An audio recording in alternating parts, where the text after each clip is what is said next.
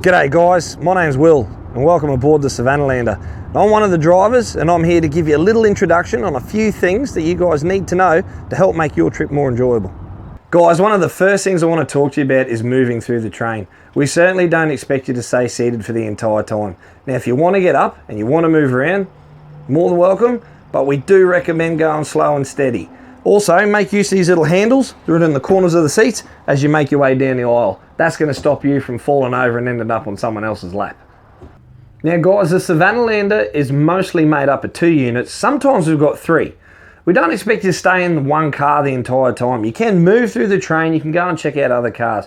But once again, when you're moving from one car to the next, slow and steady. You'll also notice, as you open up the door, you'll see some checker plate, that's for your feet, and then you'll see black and yellow buffers that say no step. Now those buffers move around, come apart as we go around corners and over bumpy track, so you don't want to be standing on them.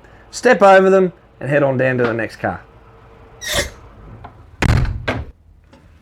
Hi. One of the other things you could be looking for when you're getting around the train is the toilet. If you are looking for a toilet, good news, we've got a toilet on every unit.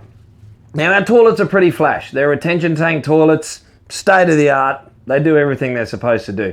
But there are a couple of rules with the toilet. First rule is it needs electricity to run. So if you can hear that, nothing, that means the engines aren't on and the toilet's not going to flush. So make sure the train is actually turned on and the engines are running for it to work properly. Secondly, hand towel, that's obviously to wipe your hands on. Place that in the bin provided once you're done. It doesn't go down the toilet very well and can end up leaving a bit of an embarrassing mess behind. And the third rule goes out to boys. Please make sure you sit down to wee. When you're in a train and it's bouncing all over the place, you can make a pretty big mess. So sitting down is going to leave the toilet a lot cleaner and a lot more hygienic for the next person. Guys, it's worth noting that as we go further west, we're not going to have really nice flash platforms that meet up to the train. And in some cases, we're not going to have platforms at all. So you're going to have to use the steps that are mounted at the side of the train at every door. Really easy stuff to do. We get you to use them like a ladder. So just hold onto the handrails and move down backwards. Now, one of the beauties with the Savannahlander is that she's fully air-conned. To turn on the air conditioning, all you got to do is this. Just joking. We've got windows and you're more than welcome to open up the windows as we make our way along. It lets the breeze in and really cools the train down. But as we are making our way along, please be sure not to stick your body parts outside the window.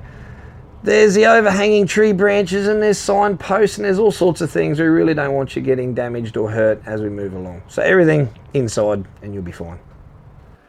Now throughout the journey, we hope to give you guys the opportunity to see some of the unique wildlife that the Savannah has to offer. Maybe even something as cool as Oliver here.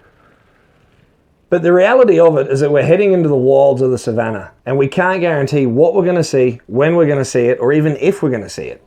And we'll do our best to keep our eyes open and we'll let you know over the microphone what we've come across. Hopefully you'll get a magic photo opportunity.